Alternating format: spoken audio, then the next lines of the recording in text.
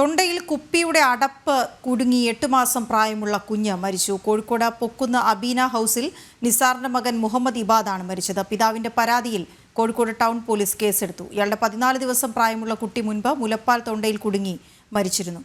Gokul K Venugopal വിവരങ്ങളുമായി ചേരുകയാണ്. ഗോകുൽ, ഈ പിഞ്ചു കുഞ്ഞിന്റെ ദാരുണാന്ത്യം സംഭവിച്ചത് എങ്ങനെ എന്നുള്ളതിനകത്ത് ദുരൂഹതയുണ്ടോ? എന്തുകൊണ്ടാണ് പിതാവ് പരാതി നൽകിയതായി പറയുന്നത്? പിതാവിന്റെ പരാതിയിലാണ് ഇപ്പോൾ പോലീസ് കേസെടുത്തതായും അറിയുന്നത്. ഗൂഗിൾ കേൾക്കാൻ കഴിയുന്നുണ്ടെങ്കിൽ എന്താണ് പരാതിയിൽ പറയുന്നത്?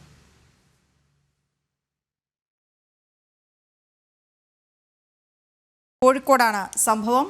തൊണ്ടയിൽ കുപ്പിയുടെ അടപ്പ് കുടുങ്ങിയാണ് 8 മാസം പ്രായമുള്ള കുഞ്ഞ് മരിച്ചത്. ഗൂഗിൾ എന്താണ് ഈ പിതാവിന്റെ പരാതിയിൽ പറയുന്നത്? ഇത്തരത്തിലൊരു സംഭവം നടന്നത്. മുഹമ്മദ് ഇബാദ് 8 മാസം മാത്രമാണ് പ്രായമുള്ളത്. കുട്ടിയുടെ അമ്മയുടെ വീട്ടിലാണ്, അമ്മയോടൊപ്പം അമ്മയുടെ വീട്ടിലാണ് കഴിയുന്നത്. ഈ സമയത്താണ് ഇന്നലെ രാത്രി കുട്ടി ഈ ഷാംപൂവിന്റെ അടപ്പാണ് വിഴുങ്ങിയത് എന്നാണ് കുട്ടിയുടെ പിതാവ് പറയുന്നത്. അത്തരത്തിൽ തന്നെയാണ് പരാതിയിൽ പറഞ്ഞിട്ടുള്ളത്.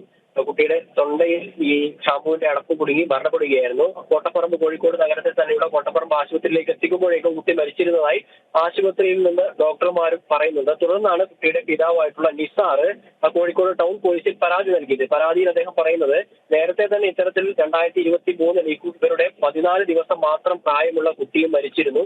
അന്നും ഇത്തരത്തിലൊരു സംശയം ഈ നിസാറിനുണ്ടായിരുന്നു. കാരണം നിസാറിന്റെയും ഈ പെൺകുട്ടിയുടെ വിവാഹത്തിൽ ഈ പെൺകുട്ടിയുടെ കുടുംബത്തിന് താല്പര്യമില്ലായിരുന്നു. അതിനാൽ തന്നെ നിസാറിനെ അകറ്റാൻ വേണ്ടിയിട്ട് ഒരു ശ്രമം പെൺകുട്ടിയുടെ കുടുംബത്തിന്റെ ഭാഗത്തു നിന്നുണ്ട് എന്നൊരു സംശയമാണ് നിസാർ പങ്കുവെക്കുന്നത്. അതിനാൽ തന്നെ കുട്ടി ഇല്ലാതാക്കാനുള്ള ശ്രമം പെൺകുട്ടിയുടെ കുടുംബത്തിന്റെ ഭാഗത്തു നിന്നുണ്ടാവുന്നുണ്ട് എന്നൊരു സംശയമാണ് പ്രധാനമായിട്ടും നിസാർ പങ്കുവെക്കുന്നത്. അതിനാലാണ് കോഴിക്കോട് ടൗൺ പോലീസിൽ ഇപ്പോൾ പരാതി നൽകിയിട്ടുള്ളത്. ആ പരാതിയുടെ അടിസ്ഥാനത്തിൽ പിതാവ് നൽകിയ പരാതിയുടെ അടിസ്ഥാനത്തിലാണ് ഇപ്പോൾ കേസെടുക്കുകയും ചെയ്തിട്ടുള്ളത്. ഇപ്പോൾ കുട്ടിയുടെ പോസ്റ്റ്മോർട്ടം നടപടികളൊക്കെ കോഴിക്കോട് മെഡിക്കൽ കോളേജ് ആശുപത്രിയിൽ പുരോഗമിക്കുകയാണ്.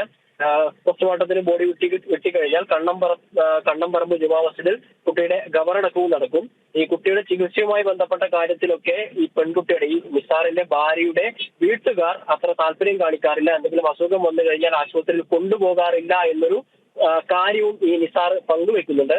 ഈ കുട്ടിയുടെ പോസ്റ്റ്മോർട്ടവും മറ്റ് ഖബറടക്കവും ഉൾപ്പെടെയുള്ള കാര്യങ്ങൾ കഴിഞ്ഞാൽ ഇതുമായി ബന്ധപ്പെട്ട കൂടുതൽ വിശദീകരണങ്ങൾ മാധ്യമങ്ങൾക്ക് മുമ്പിൽ തന്നെ നൽകുമെന്നാണ് നിസാർ പറയുന്നത്. ശരി ഗൂഗിൾ.